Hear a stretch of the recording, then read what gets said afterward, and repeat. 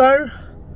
বৰ্তমান অসমত চলি থকা অবৈধ উচ্ছেদ, বাংলাদেশী নামত প্ৰকৃত ভাৰতীয় নাগৰিক মুছলমান ব্যক্তিসকলক পুছবেক কৰা আৰু বিভিন্ন ধৰণৰ অমানৱীয় অত্যাচাৰৰ বিৰুদ্ধে সদৌ অসম সংখ্যালঘু ছাত্ৰ ইউনিয়ন আমছু তেওঁলোকে প্ৰতিবাদী কাৰ্যসূচী হাতত লৈছে অহা কাইলৈ 12 তাৰিখে।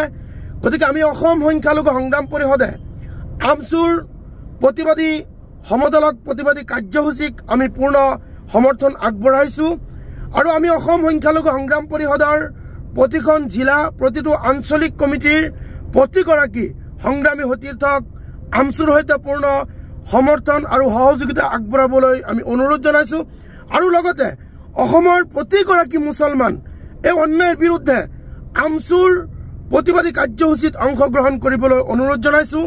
আমি এইখন চৰকাৰৰ বিৰুদ্ধে যদি আমি বৰ্তমান মাৰ বান্ধি থিয় হ'ব নোৱাৰোঁ তেনেহ'লে আগন্তুক দিনত আমাৰ বহুতো বেয়া দিন আহিব।